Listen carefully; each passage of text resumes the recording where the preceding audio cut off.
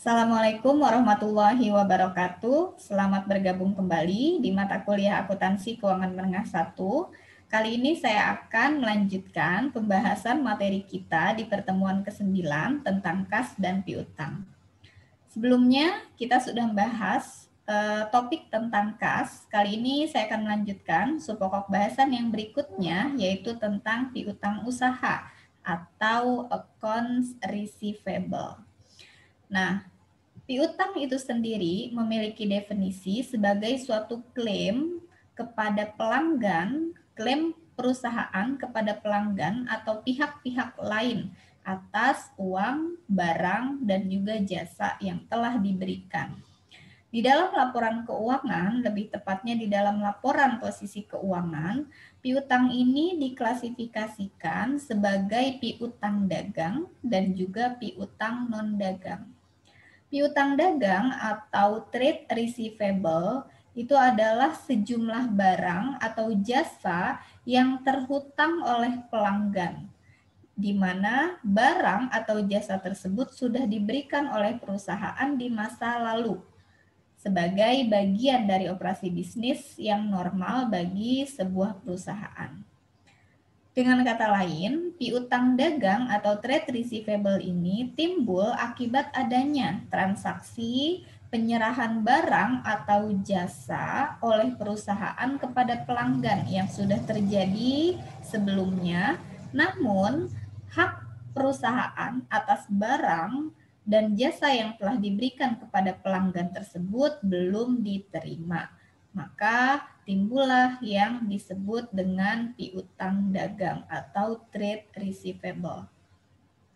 Selanjutnya, piutang ini disubklasifikasikan kembali di dalam laporan keuangan menjadi 3 bagian. Yang pertama adalah piutang usaha atau accounts receivable, di mana piutang usaha ini adalah piutang yang timbul akibat adanya transaksi penjualan barang dan jasa yang dilakukan oleh perusahaan, di mana penjualan tersebut dilakukan secara kredit. Piutang usaha juga merupakan sebuah janji lisan yang diberikan pembeli kepada perusahaan untuk membayar jumlah barang yang terutang tersebut. Nah, berikutnya yang kedua itu disebut dengan piutang wesel, atau ada juga istilah lainnya yaitu wesel tagih atau notes receivable. Nah, piutang wesel ini disebut juga dengan notes receivable, itu merupakan janji yang tertulis yang diberikan oleh pelanggan ke perusahaan untuk membayar sejumlah uang tertentu pada tanggal tertentu. Piutang wesel ini bisa dikategorikan sebagai piutang jangka pendek, bisa juga dikategorikan sebagai piutang jangka panjang, tergantung jangka waktu jatuh tempo pembayarannya, ya. Nah, berikutnya yang ketiga yaitu piutang non-dagang, di mana piutang non-dagang ini adalah piutang yang timbul akibat ada transaksi yang terjadi, transaksi yang bervariasi selain yang berasal dari transaksi penjualan barang atau jasa. Nah, adapun contoh dari piutang non-dagang ini diantaranya adalah pemberian uang muka kepada karyawan dan staf, uang muka kepada anak perusahaan, deposit untuk menutup kemungkinan kerugian dan kerusakan, deposit sebagai jaminan penyediaan jasa atau pembayaran, piutang dividen atau piutang bunga, serta klaim lainnya. Itu masuk ke dalam contoh-contoh yang termasuk ke dalam piutang non-dagang. Berikutnya, bagaimana kita mengakui piutang di dalam laporan keuangan. Piutang usaha itu timbul akibat adanya transaksi penjualan barang atau jasa. Nah, ketika kita melakukan penjualan barang atau jasa, ada beberapa unsur yang menentukan berapa nilai piutang yang harus kita akui di dalam laporan keuangan. Salah satunya adalah apabila terjadi adanya pemberian diskon oleh perusahaan kepada pelanggan. Nah, diskon itu dibagi menjadi dua jenis. Ada yang disebut dengan diskon dagang atau trade discount, dan juga ada yang disebut dengan diskon tunai atau cash discount. Nah, perlakuan antara trade discount dengan cash discount ini berbeda dalam hal kita mengakui nilai piutang yang akan kita catat di dalam pembukuan. Yang pertama, trade discount atau diskon dagang ini merupakan diskon yang diberikan oleh perusahaan di mana diskon tersebut merupakan potongan harga. Jadi potongan harga atas barang atau jasa yang dijual oleh perusahaan. Perlakuan terhadap trade diskon di dalam akuntansi itu tidak diakui pencatatannya, sehingga perusahaan hanya mencatat nilai penjualan dan juga nilai piutang sebesar nilai bersihnya. Ya, sehingga di sini pelanggan juga akan ditagihkan sebesar harga bersih barang setelah dikurangi dengan diskon. Jadi untuk diskon dagang ini tidak ada pengakuan nilai diskon di dalam catatan akuntansi.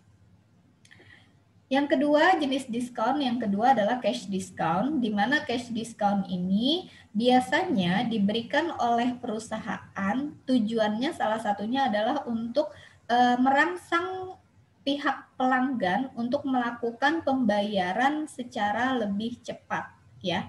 Nah, biasanya cash discount itu dinyatakan dalam bentuk syarat pembayaran atau termin pembayaran, di mana syarat pembayaran ini akan dicantumkan di dalam invoice atau faktur penjualan. Sebagai contoh, syarat pembayaran di sini 2/10 N/30.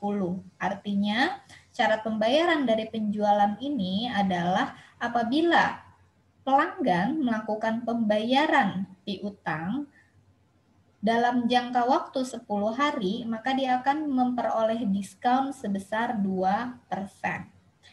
Jangka waktu jatuh tempo piutangnya adalah 30 hari, net 30. Apabila perusahaan, customer melakukan pembayaran dalam jangka waktu 10 hari, dia memperoleh diskon. Namun apabila melakukan pembayaran lebih dari 10 hari, maka cash diskonnya dianggap batal atau hangus, ya. Ada dua metode yang dapat digunakan oleh perusahaan untuk mengakui diskon tunai ini dalam pencatatan akuntansi. Yang pertama adalah metode bruto atau gross method. Yang kedua adalah metode bersih atau net method. Nah, sebagai contoh di sini kita lihat ilustrasi kasus yang pertama untuk penerapan cash discount yang terjadi di dalam perusahaan. Pada tanggal 3 Juni, Balton Company menjual barang dagangan kepada Arcade Company dengan harga jual sebesar $2.000. Dengan termin pembayaran 2/10 N/60, artinya syarat pembayarannya adalah apabila Arcade Company membayar piutang dalam jangka waktu 10 hari, maka dia akan diberikan diskon tunai sebesar 2%. Jangka waktu jatuh tempo piutangnya, kreditnya adalah 60 hari, net 60. Pada tanggal 12 Juni, ya, 10 hari kemudian, perusahaan menerima cek dari Arcade Company untuk saldo yang jatuh tempo. Jadi artinya Arcade Company melakukan pembayaran piutang itu dalam masa diskon. Nah, kita diminta untuk membuat entry jurnal yang harus dilakukan atau dicatat dalam pembukuan Balton Company untuk mencatat penjualan. Dengan asumsi Balton Company mencatat penjualannya menggunakan metode bruto atau gross method. Apabila kita menggunakan metode gross method, maka ketika kita melakukan penjualan di mana ada termin pembayaran di dalamnya, kita tetap mengakui nilai penjualan tersebut sebesar harga penjualan sebelum dikurangi diskonnya, ya. Maka kita catat pada tanggal 3 Juni jurnalnya adalah debit account receivable 2000 sebesar nilai penjualannya. Kreditnya adalah sales revenue sebesar 2000. Berikutnya pada tanggal 12 Juni ketika Arcade Company melakukan pelunasan piutang dalam hari diskon, maka kita akan melakukan pencatatan jurnalnya. Debitnya adalah cash senilai uang yang diterima oleh perusahaan yaitu 1.960 berasal dari nilai penjualan 2.000 dolar dikurangi dengan 2% piutang, 2% diskon tunai. Lalu ada debit pengakuan sales discount sebesar 40, lalu dikredit nilai piutangnya sebesar 2.000. Itulah jurnal yang harus kita catat apabila perusahaan menggunakan metode bruto dalam mengakui pencatatan penjualannya. Selanjutnya ilustrasi yang kedua masih menggunakan informasi soal yang sama yaitu Balton Company. Diasumsikan di ilustrasi yang kedua ini apabila Balton Company menggunakan metode bersih dalam pencatatan penjualannya atau net method. Ketika kita melakukan penjualan, maka Balton Company langsung mengakui nilai piutang sebesar nilai bersih setelah dikurangi cash discount. Ya, kita catat di sini debit account receivable 1.960 berasal dari 2.000 nilai penjualan dikurangi dengan cash discount 2%. Kreditnya sales revenue penjualannya diakui sebesar 1.960. Berikutnya ketika Arcade Company melakukan pembayaran dalam jangka waktu diskon, dalam jangka waktu hari diskon, maka kita akan membuat jurnalnya adalah debitnya cash 1.960, kreditnya adalah account receivable. Dengan menggunakan net method ini tidak ada pengakuan account sales discount di dalam pencatatan perusahaan. Berikutnya kita lihat lagi ilustrasi yang ketiga, masih menggunakan data yang sama, yaitu data penjualan Balton Company kepada Arcade Company, tapi di sini diasumsikan bahwa Arcade tidak melakukan pembayaran hingga 29 Juli. Jadi artinya pembayaran dilakukan oleh Arcade Company itu pada tanggal 29 Juni. Bagaimana jurnal yang harus dilakukan atau harus dicatat oleh Balton Company apabila Balton Company menggunakan metode bersih dalam pencatatan penjualannya? Ketika dia melakukan pencatatan penjualan, debitnya account receivable 1.960 karena menggunakan metode bersih, kreditnya ada sales revenue sebesar 1.960. Ketika Arcade Company melakukan pelunasan piutang pada tanggal 29 Juli, yaitu di luar jangka waktu hari diskon, maka kita akan mencatatnya debitnya adalah cash sebesar 2.000, yaitu sebesar nilai penjualannya, karena tidak ada cash diskon yang diberikan oleh Balton Company. Kreditnya account receivable, piutangnya berkurang sebesar 1.960 sesuai dengan pengakuan piutang di awal kita pada saat mencatat penjualan. Lalu selisihnya yaitu kita catat di sales discount forfeit. Itu artinya potongan penjualan yang hangus nilainya sebesar $40. Ya. Nah, itu adalah jurnal yang harus kita catat apabila ada transaksi cash discount di dalam perusahaan. Nah, di sini juga di layar sudah disajikan perbandingan pencatatan pembukuan akuntansi apabila perusahaan menerapkan gross method dan juga net method dalam transaksi penjualan yang ada cash discount-nya. Sebagai asumsi di sini kita lihat contohnya, terdapat transaksi penjualan senilai $10.000 dengan syarat pembayarannya adalah 2/10 net 30. Ketika perusahaan menggunakan gross method, maka dia akan mencatat jurnalnya debit account receivable 10.000, credit sales revenue 10.000. Apabila dia menggunakan net method, maka di jurnalnya account receivable debit 9.800, sales revenue credit 9.800. Berikutnya apabila ada pembayaran sebesar 4.000 dalam masa periode diskon. Jadi dalam masa 10 hari ini ada pembayaran piutang dari pelanggan sebesar 4.000. Maka pencatatannya apabila perusahaan menggunakan gross method, kita catat debitnya adalah cash sebesar 3.920 berasal dari 4.000 pembayaran yang dilakukan dikurangi dengan cash discount 2%. Ada pengakuan debit sales discount sebesar 2% yaitu $80 dan kreditnya account receivable sebesar 4.000. Apabila kita menggunakan net method untuk pembayaran sebesar $4.000 ini dalam masa periode diskon, maka kita akan membuat jurnalnya debit cash 3.920, kredit account receivable 3.920.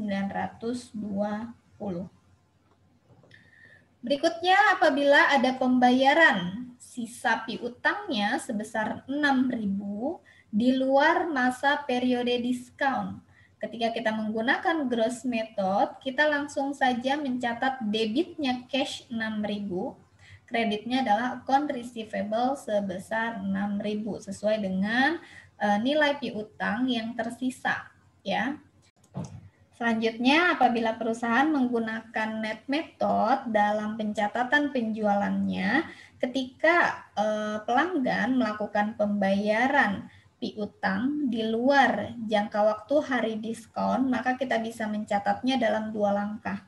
Yang pertama, kita akui dulu besarnya cash discount atau potongan tunai yang hangus dengan cara mendebit account receivable sebesar sales discount yang hangus yaitu 120, lalu kita kredit account sales discount forfeited atau potongan penjualan yang hangus, kredit sebesar 120.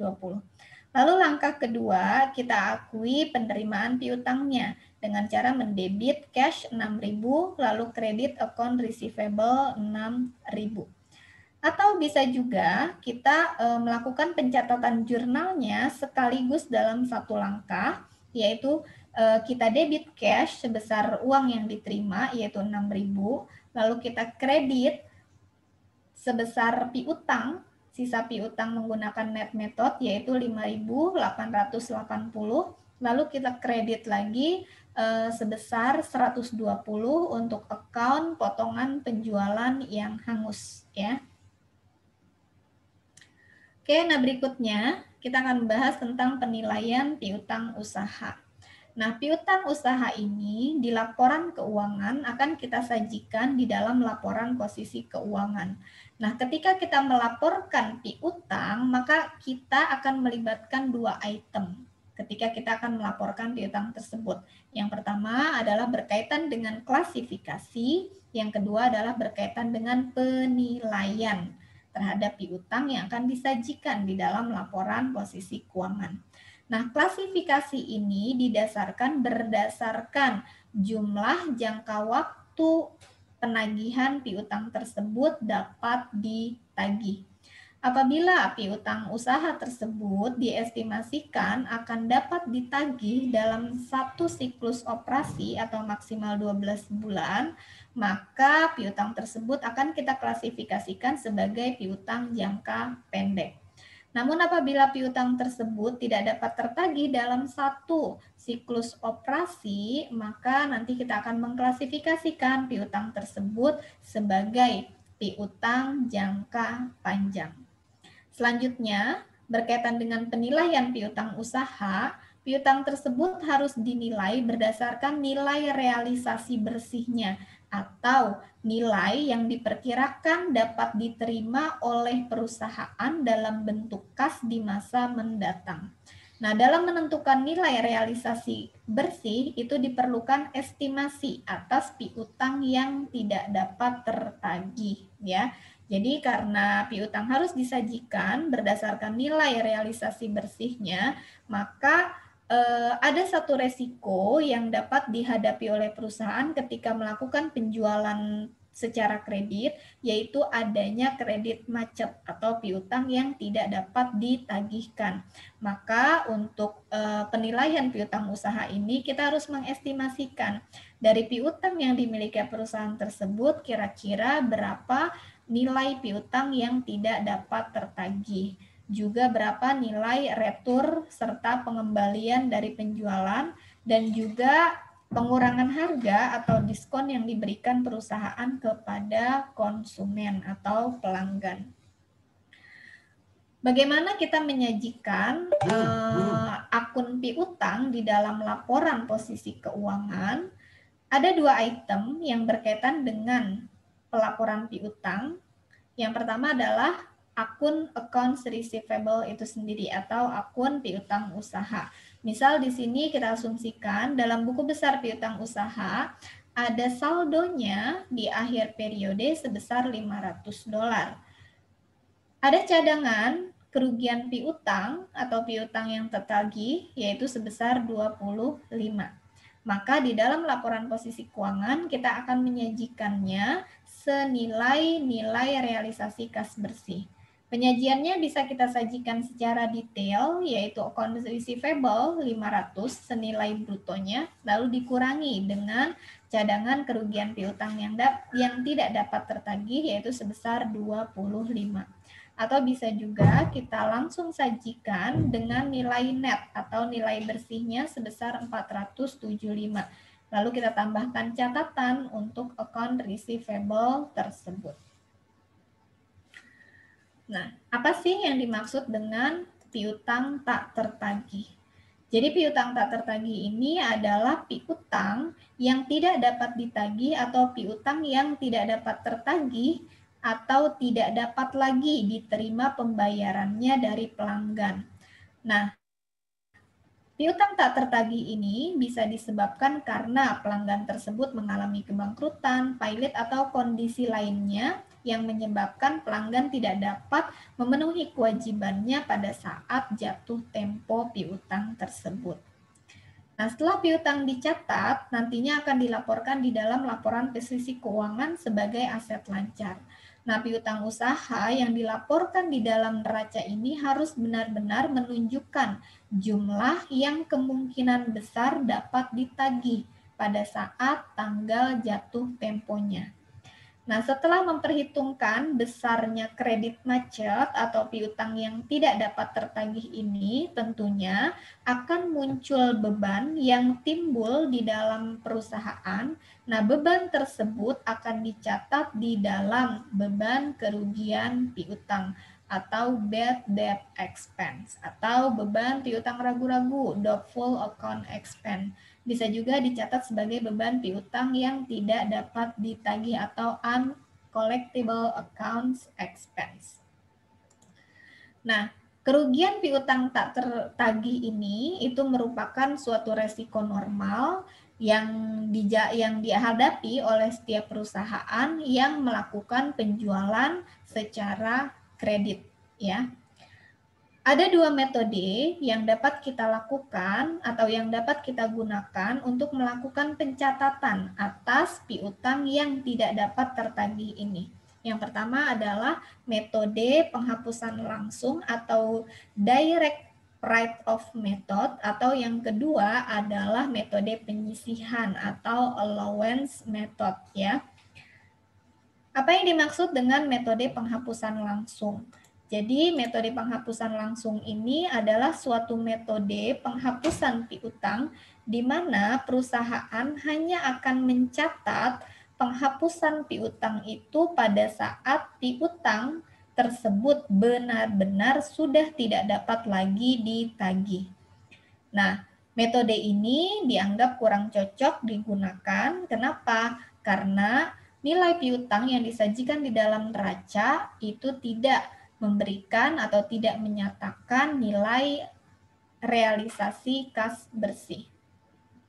Nah, sedangkan yang kedua, metode penyisihan, yaitu metode yang digunakan oleh perusahaan untuk mengakui adanya beban kerugian piutang dengan cara melakukan estimasi. Kira-kira berapa piutang yang tidak dapat tertagih dari nilai piutang yang terdapat di perusahaan. Nah, ini disajikan informasi metode akuntansi untuk piutang tak tertagih, yaitu metode langsung dan metode penyisihan. Nah, untuk metode penyisihan, estimasi kerugian atas piutang yang tidak dapat tertagih ini bisa didasarkan berdasarkan presentasi penjualan, bisa juga didasarkan dengan presentasi piutang. Nah, IFRS mensyaratkan syarat kredit macet itu adalah untuk nilai yang material dalam jumlah piutangnya, ya. Nah, ketika perusahaan menggunakan metode penyisihan dalam pencatatan piutang tak tertagihnya, dia bisa menggunakan pendekatan laba rugi, bisa juga menggunakan pendekatan neraca atau pendekatan laporan posisi keuangan. Pendekatan laporan laba rugi itu mengakui adanya beban kerugian piutang didasarkan atas penjualan yang dilakukan. Sedangkan pendekatan laporan posisi keuangan mengakui adanya penyisihan piutang yang tidak dapat tertagih itu berdasarkan nilai piutang yang ada di laporan posisi keuangan. Nah, untuk pendekatan presentasi penjualan dalam mencatat besarnya cadangan kerugian piutang tak tertagih, presentasi untuk menghitung estimasi cadangan kerugian piutang tak tertagihnya itu berdasarkan pengalaman masa lalu serta antisipasi kebijakan kredit yang berlaku saat ini. Nah, dengan menggunakan pendekatan presentasi penjualan, itu akan mencapai tingkat pengukuran biaya dan pendapatan yang lebih baik. Setiap saldo penyisihan piutang tak tertagih akan diabaikan. Jadi artinya dalam menghitung besarnya beban kerugian piutang tak tertagih, metode pendekatan presentasi penjualan ini dia akan mengabaikan saldo piutang, saldo penyisihan piutang tak tertagih yang ada di dalam neraca. Nah, metode ini juga sering disebut dengan metode pendekatan laporan laba rugi. Nah, sekarang kita lihat contohnya di sini. Perusahaan Gonzales memperkirakan bahwa sekitar 1% dari penjualan kredit bersih akan menjadi tidak tertagih. Jika penjualan kredit bersihnya adalah sebesar $800.000 untuk tahun tersebut, maka dicatat beban kerugian piutang adalah sebagai berikut. Debitnya bad debt expense, beban kerugian piutang, 1% dari 800.000 yaitu 8.000, lalu kreditnya adalah allowance for doubtful account yaitu 8.000. Nah, kita catat jurnal ini ke dalam buku besar masing-masing account. Debit bad debt expense 8.000, lalu kreditnya adalah cadangan kerugian piutang yaitu sebesar 8.000.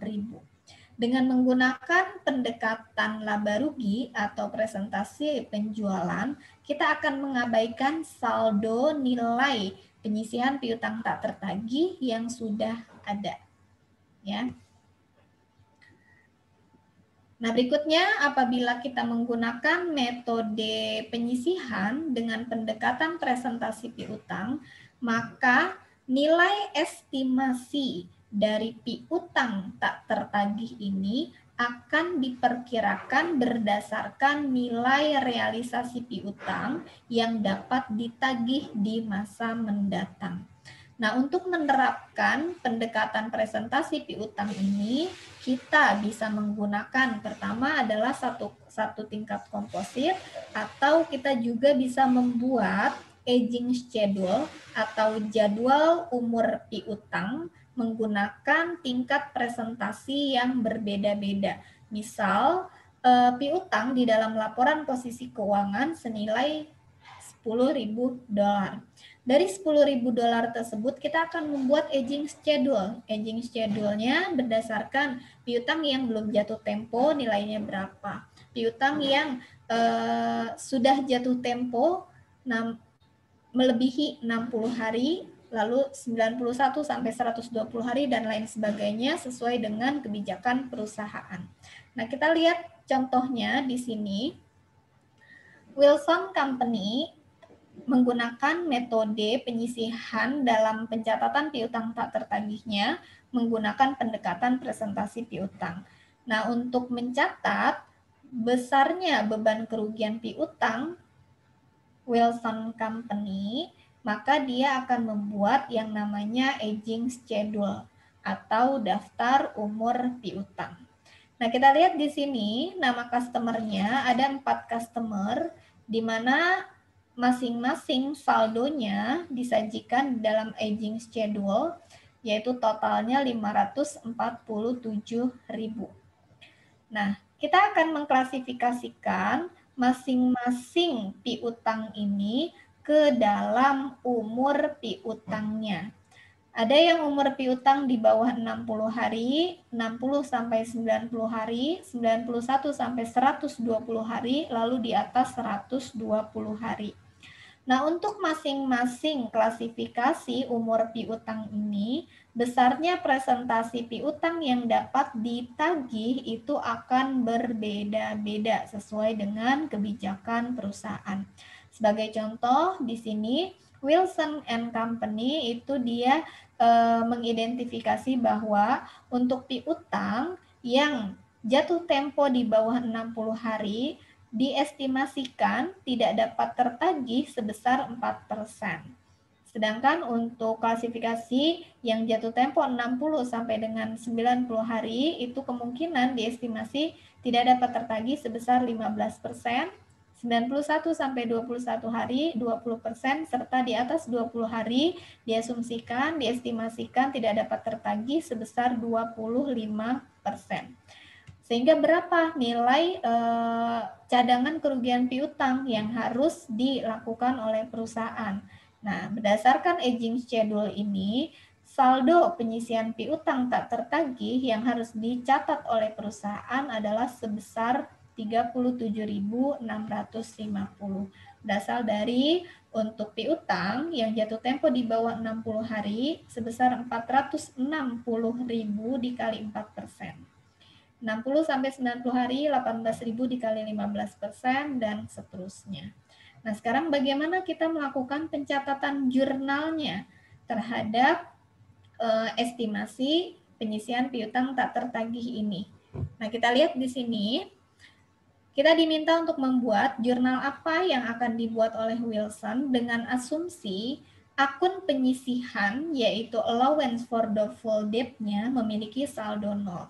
Jadi apabila nilai cadangan kerugian piutang yang ada di neraca saldonya adalah 0, maka kita akan menjurnal sebesar nilai penyisihannya, yaitu debit bad debt expense 37.650 sesuai perhitungan. Lalu kreditnya adalah allowance for doubtful debt, yaitu 37.650. Nah, hal yang berbeda apabila di kasus ilustrasi yang kedua masih menggunakan data PT Wilson Company ini, diasumsikan bahwa akun penyisihan di dalam laporan posisi keuangan itu memiliki saldo kredit sebesar 800 ya. Maka jurnal terhadap pengakuan piutang tak tertagih yang harus kita buat adalah debitnya bad debt expense 36.850 berasal dari mana? Estimasi piutang yang tidak dapat tertagih yaitu 37.650 dikurangi dengan penyisihan saldo penyisihan piutang tak tertagih yang sudah ada di neraca 800 sehingga beban kerugian piutang yang ditagihkan menjadi 36.850.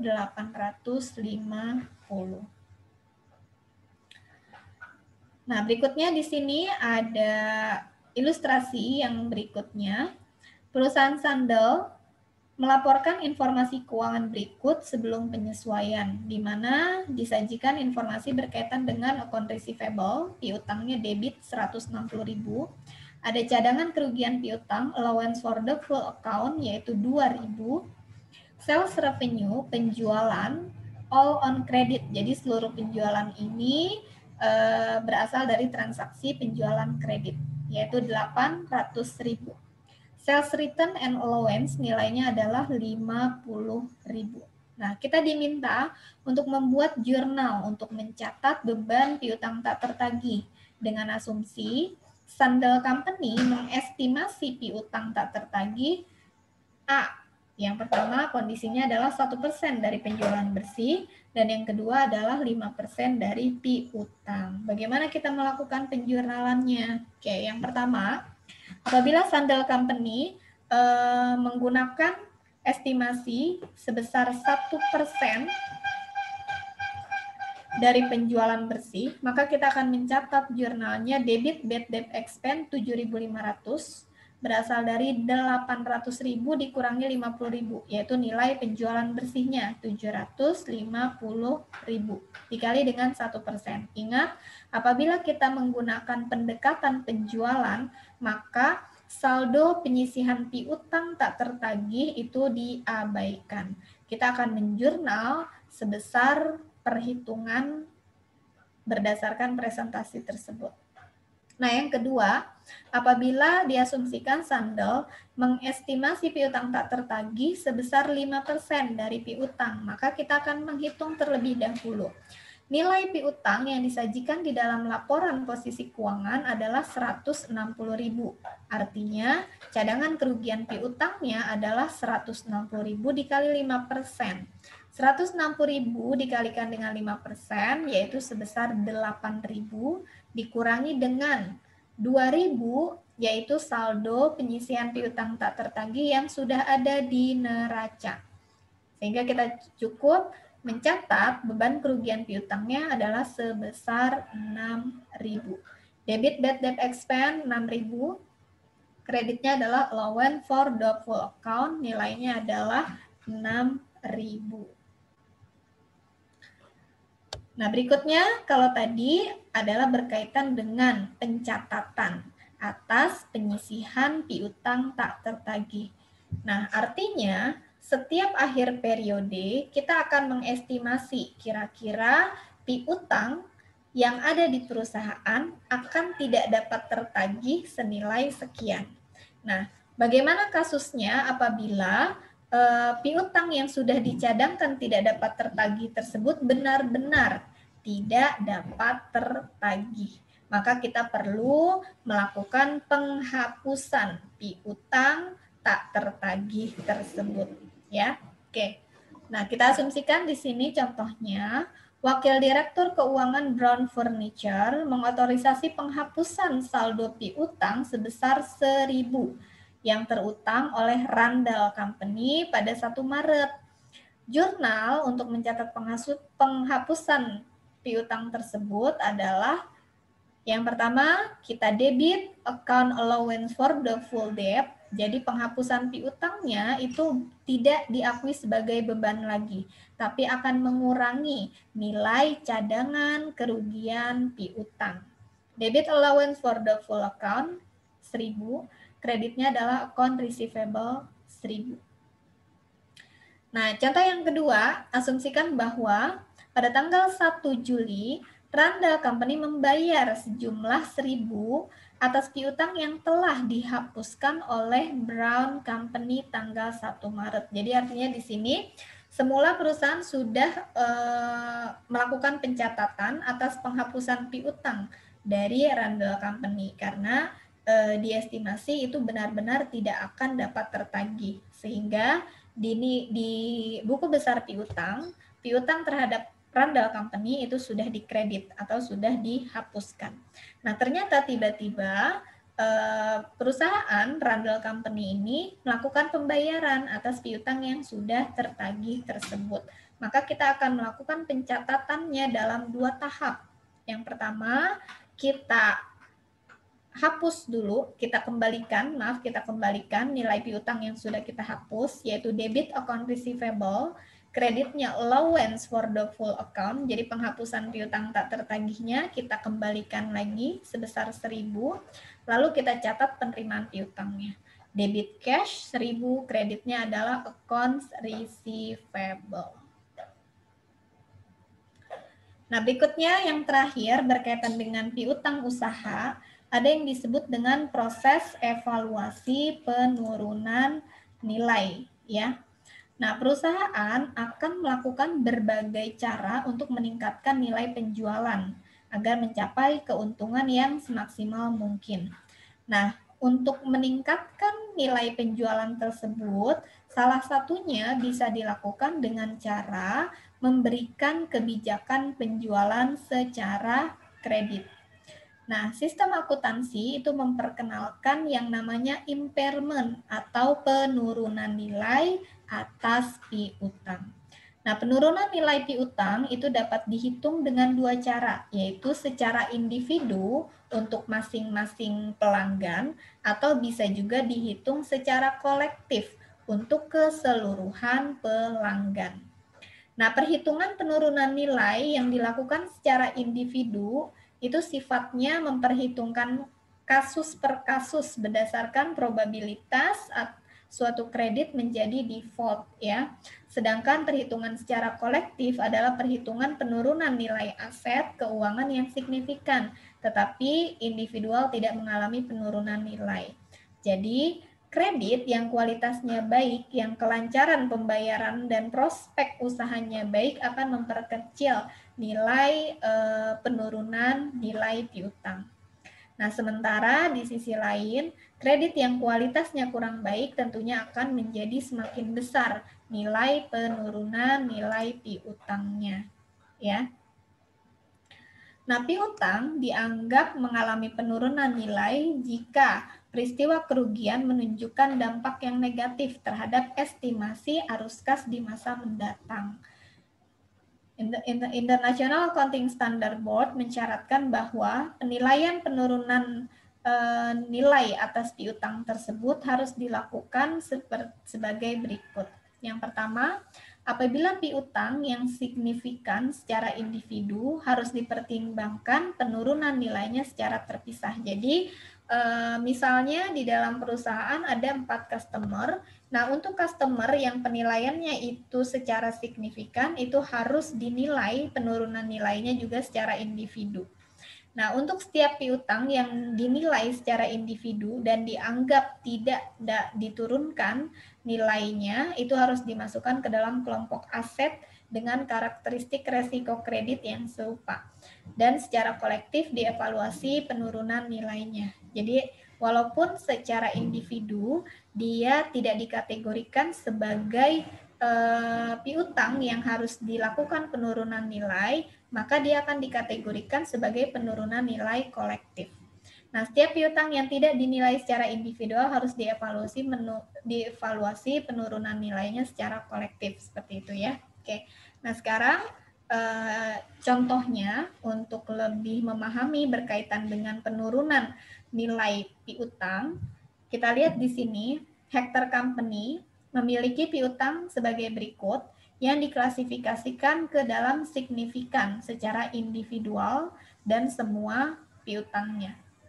Jadi ada piutang yang dikategorikan sebagai individu signifikan dan juga sebagai piutang yang kolektif. Nah, di sini kita lihat individual significant receivable, jadi piutang yang bernilai signifikan secara individu, yaitu Yan Company 40.000, Random 100.000, Fernando 60.000, Blanchard 50.000. Ya, totalnya adalah 250.000 untuk piutang signifikan yang individu. All other receivable, jadi total keseluruhan piutang yang dapat selain yang dinilai individu ini totalnya adalah 500.000, sehingga total piutangnya adalah 750.000. Nah, dari nilai 750.000 piutang ini, Hector memutuskan bahwa piutang Yan akan diturunkan nilainya sebesar 15.000. Dan piutang Blanchard mengalami penurunan nilai total. Jadi untuk Blanchard 50.000 ini dianggap penurunan nilainya menjadi 0. Piutang Random dan Fernando tidak dianggap mengalami penurunan nilai. Hector juga menentukan bahwa suku bunga gabungan sebesar 2% sesuai untuk mengukur penurunan nilai pada semua piutang lainnya. Oke, nah sekarang bagaimana kita menghitung penurunan nilai piutangnya? Oke, total penurunan nilai piutang dihitung sebagai berikut. Yang pertama, kita akui dulu penurunan nilai piutang yang dinilai berdasarkan individual. Yang pertama adalah Yan Company, berkurang nilainya sebesar 15.000. Blanchard mengalami penurunan total yaitu sebesar 50.000. Dan piutang yang akan dinilai penurunannya secara kolektif itu totalnya adalah 500.000, berasal dari sini 500.000. Lalu untuk piutang yang signifikan secara individu namun dia tidak dinilai penurunan nilainya secara individu, maka kita tambahkan ke dalam penilaian penurunan piutang secara kolektif. Ya, 500.000 ditambah Random 100.000 ditambah Fernando 60.000, sehingga total asesmen atau penilaian piutang secara kolektif yaitu 660.000.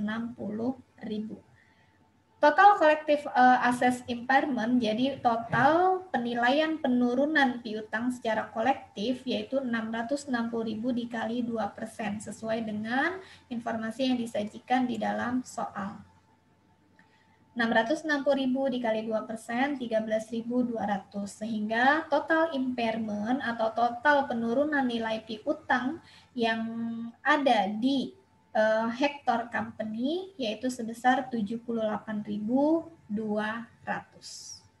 Oke, nah itu adalah penjelasan berkaitan dengan materi kita tentang piutang usaha.